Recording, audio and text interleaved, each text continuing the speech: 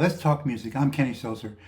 I'm going to talk about listening and hearing music, and which I think is really important. Some say ear training is part of that, which is probably true.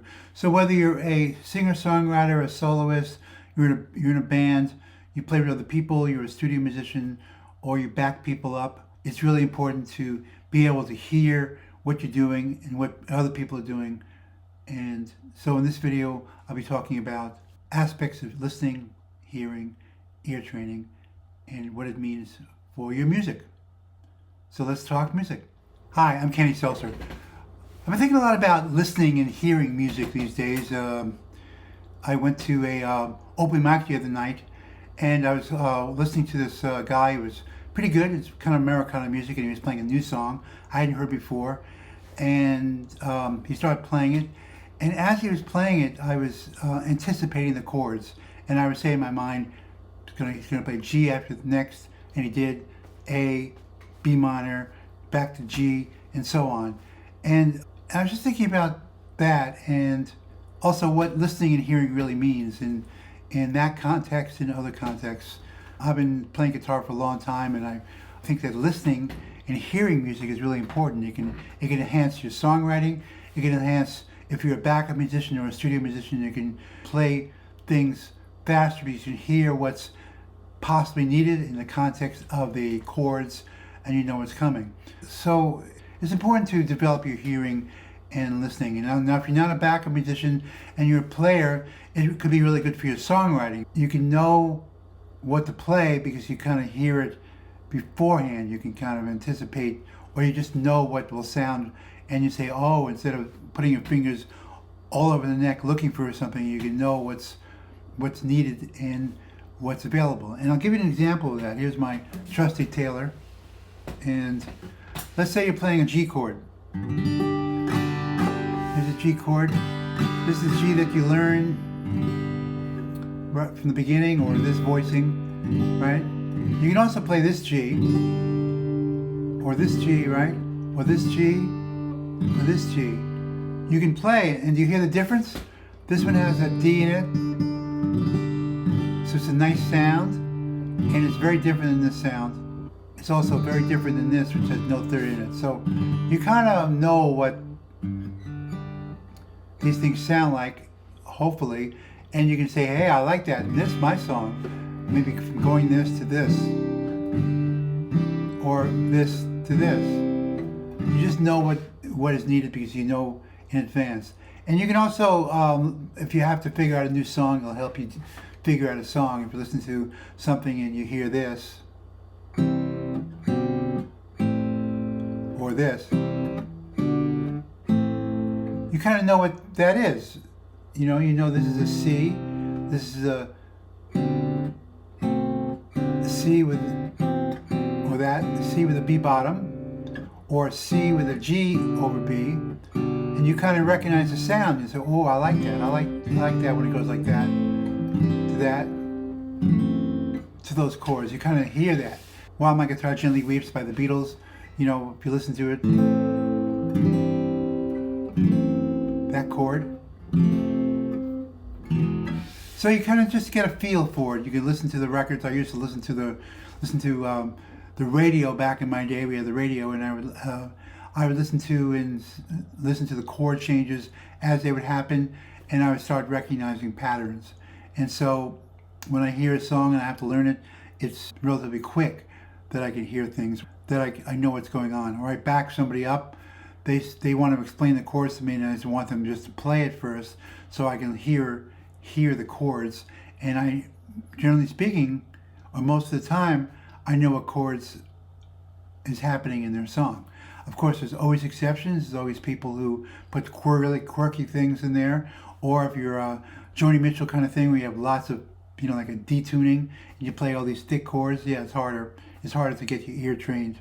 I once backed up a woman playing dulcimer, and a dulcimer is basically I think it's one string, maybe two octaves, and it's hard to pick out the chords sometimes. A gig for their outside festival, and I couldn't really hear that well. So I had to stand over her kind of to hear what she was doing in a song. So there's always exceptions, but it's important to train your ear to, some people call it ear training, hearing, listening, and it'll help with songwriting for sure. It'll help you're backing up people because you can hear something and make a correction almost immediately because you recognize the pattern that they're doing. Or if you're a studio musician, it helps to play what's appropriate for the song. I mean, you know what's going on. I mean, if you want to play like a blues thing, you know what things are going to sound like. You know that if you want that kind of sound, you know how to play it because you've done it so many times, and you're not sputtering around. And how do they do that? When I was a kid, and I would hear the old players play that I was influenced, like Eric Clapton and Johnny Winter and all those rock players, Jimi Hendrix. I had no idea what they were doing, and it took me forever to figure it out. Now I hear them, and I pretty much know what they're doing. Of course, again, there's always exceptions, and it's work. But it's important to train yourself, ear training, recognize chord patterns. If you hear a progression, you know what pattern that is, what you want to play. If you're figuring out a song, again, you know what's coming up, you know what the pattern is once you hear it. So it's good for that, it's good for songwriting, it's good for backing people up, and it's good for a challenge to figure out what people are playing. So train your ears, listen to patterns, figure out what you're playing. If you're playing a D to G to A, know what that sounds like, and if you hear it in another key, you know that it's going to be 1, 4, 5. You just know it, and it's like magic, and it obviously takes work. It's a fun thing to do, and it's a rewarding thing to do. So listen, hear, and train your ears, and it'll be a good time for you, and a rewarding time, and you progress as much as you want.